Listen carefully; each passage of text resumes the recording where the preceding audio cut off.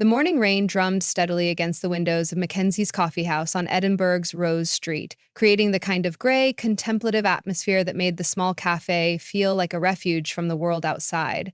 At 77, Sean Connery had developed a particular appreciation for such places. Intimate spaces where he could sit quietly with a newspaper and a proper cup of coffee without the usual fanfare that accompanied his public appearances. It was 9:23 a.m. on a Tuesday, and the coffee shop was experiencing the lull between the morning rush and the lunch crowd. Only a handful of patrons remained, a young mother feeding her toddler pieces of scone, an elderly gentleman working through a crossword puzzle, and two university students hunched over laptops with the intense concentration that only comes with approaching deadlines. Sean chose his usual table in the corner, one that offered a clear view of the street while keeping his back to the wall, an old habit from decades of trying to enjoy simple pleasures without becoming a spectacle. He had dressed down for the occasion, worn corduroy jacket, simple wool sweater, and the kind of comfortable shoes that prioritized function over fashion. To most casual observers, he looked like any other well-dressed retiree enjoying a quiet morning. "What can I get started for you today?" came a voice from beside his table. Sean looked up to see a young woman, perhaps 22 or 23, with auburn hair pulled back in a practical ponytail and the kind of bright, intelligent eyes that suggested she was working here by choice rather than circumstance. Her name tag read Emma, and she held her order pad with the confident ease of someone who had been doing this job long enough to master its rhythms. "Just a black coffee, please," Sean replied, "and perhaps one of those chocolate croissants, if they're fresh." "They came out of the oven about 20 minutes ago," Emma said with a genuine smile. "I may have tested one myself for quality control purposes." "I appreciate thorough quality control," Sean said, returning her smile. "It speaks well of your professional standards."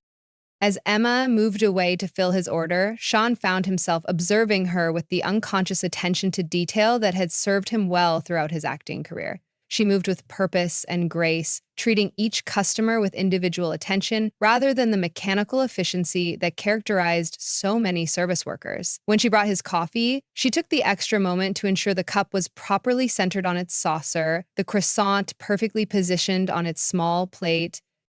"Thank you," Sean said. "I don't suppose you could tell me, is this place always so peaceful on Tuesday mornings?" "Usually," Emma replied, glancing around the nearly empty cafe. "Tuesday through Thursday are our quiet days. Gives me time to actually talk to people instead of just taking their orders." "And you enjoy that, the talking, I mean?" Emma's expression brightened. "It's the best part of the job, really.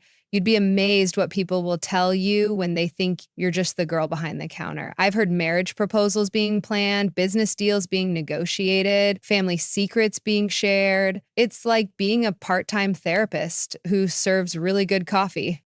Sean found himself genuinely interested. "That's quite perceptive. Not everyone realizes that baristas are actually in the business of human connection as much as caffeine delivery." "Exactly," Emma said, her enthusiasm unmistakable. "Though most people assume I'm just working here until something better comes along."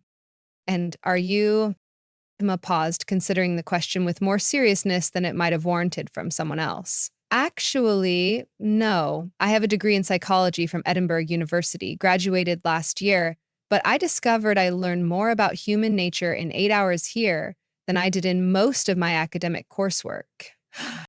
"Psychology? Planning to be a therapist?" "That was the idea. But lately I've been wondering if maybe understanding people and helping them doesn't require a formal office and a couch. Maybe it just requires paying attention and being present when someone needs to be heard." John set down his coffee cup with deliberate care. "That's remarkably wise for someone your age." "Thank you, though I suspect wisdom is less about age and more about being willing to listen to people who've been where you're trying to go." Something in her tone caught Sean's attention, a note of sadness that seemed disproportionate to their light conversation. He studied her face more carefully, noting the slight tension around her eyes, the way her smile didn't quite reach them. "And have you found those people? The ones who've been where you're trying to go?" Emma's smile faltered slightly. "Not exactly. My parents think I'm wasting my education working in a coffee shop. They keep sending me job listings for entry-level psychology positions, along with gentle reminders that I'm not getting any younger. How old are you? 23. Sean laughed, not mockingly, but with genuine warmth. 23, and they worried you're not getting any younger? My dear girl, you haven't even started getting older yet. Easy for you to say, Emma replied, then caught herself. I'm sorry, that came out wrong. I didn't mean. No offense taken, but may I ask you something? Emma nodded. What is it you're actually afraid of? Because from where I sit, you seem to have a remarkable understanding of what matters in life: human connection, meaningful work, the value of paying attention to others. Those aren't small things. Emma was quiet for a moment, fidgeting with her order pad. I guess I'm afraid that everyone else knows something I don't, that there's some rule book for how life is supposed to work, and I missed the day they handed it out. Sean felt something shift in his chest, a recognition of a familiar pain. May I tell you something? I'm 77 years old. I've had what most people would consider a successful career. I've traveled the world, worked with extraordinary people, achieved things I never dreamed possible when I was your age. He paused, looking out the rain-streaked window. And I can tell you with absolute certainty that there is no rule book. Everyone is making it up as they go along, and the people who seem most confident are often the ones who are most frightened of admitting they don't know what they're doing either.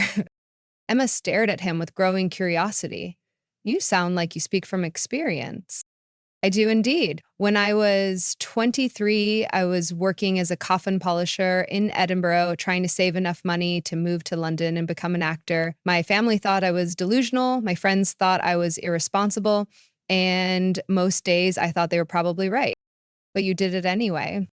I did it anyway, not because I was brave or confident, but because the alternative, living with the regret of not trying, seemed worse than the possibility of failing.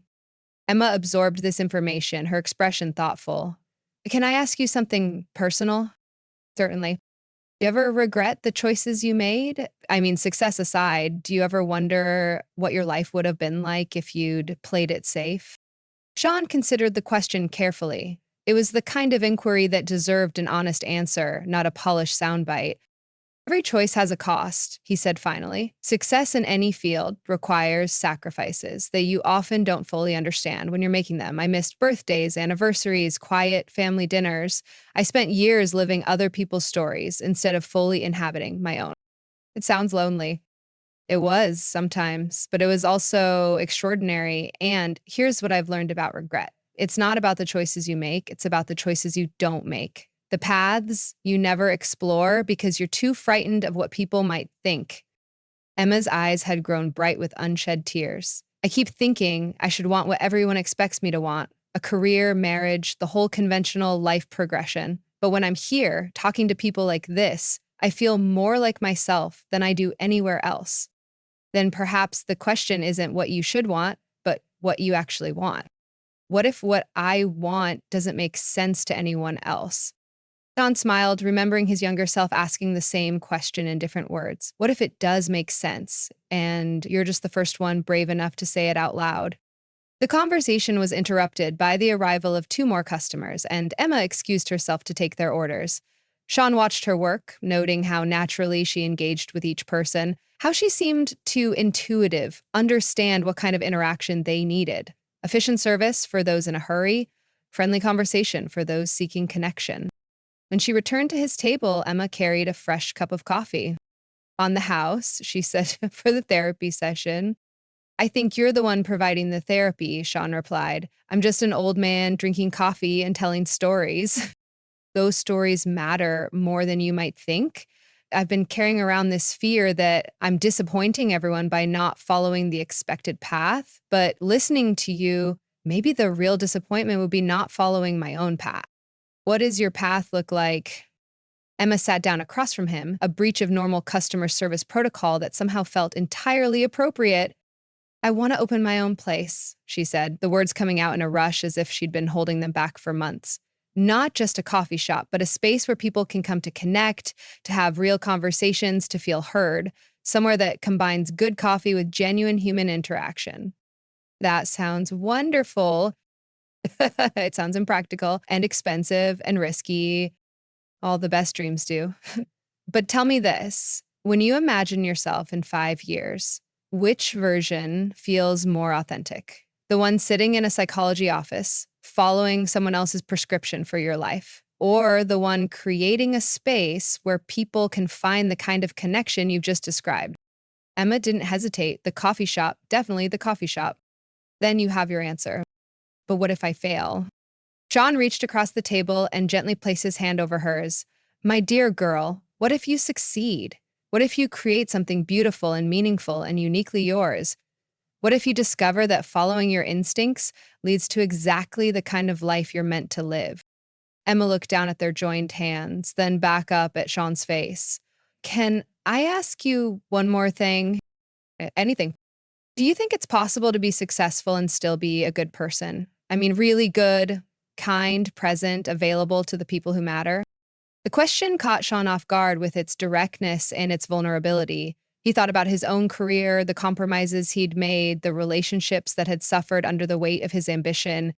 I think, he said slowly, that success without goodness is ultimately empty, and goodness without the courage to pursue your dreams is incomplete. The real challenge is finding a way to honor both, to achieve what you're capable of achieving while remaining the person you want to be.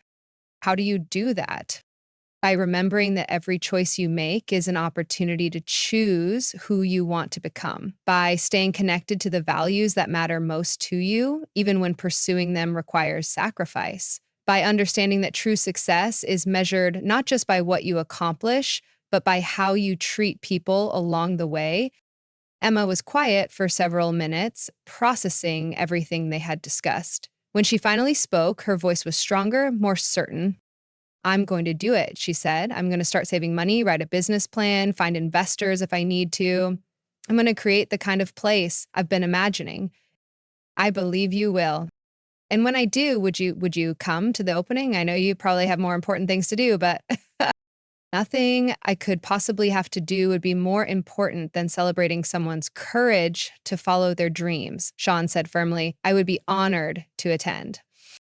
Emma's smile was radiant now, transforming her entire face. Thank you for the conversation, for listening, for helping me remember what I actually want. Thank you for reminding me what it feels like to witness someone discovering their own strength. As Sean prepared to leave, Emma handed him a small piece of paper. My number, she explained. When I'm ready to open, I'll call you, if that's okay. It's more than okay. It's a promise I look forward to keeping. Sean left Mackenzie's coffee house with something he hadn't expected to find on a rainy Tuesday morning. The renewed understanding that wisdom was less about having all the answers and more about being willing to share the questions with someone brave enough to ask them. 6 months later, he would receive a call from Emma, who had indeed saved money, written a business plan, and found a small space on Grass Market that she was converting into exactly the kind of place she had envisioned. The opening would be small, intimate, filled with friends and family and a few customers from Mackenzie's who had become invested in her dream. Sean would be there, of course, sitting at a corner table with a cup of excellent coffee, watching Emma move through her space with the confidence of someone who had found her calling. And when she introduced him to the gathered crowd as the customer who helped me remember that the best dreams are the ones that scare you a little, he would understand that sometimes the most important conversations happen not on movie sets or red carpets, but across small tables where two people choose to be honest about what matters most. It wasn't just coffee. It was the reminder that courage is often contagious, and sometimes the greatest gift we can give someone is permission to want what they actually want rather than what everyone expects them to want.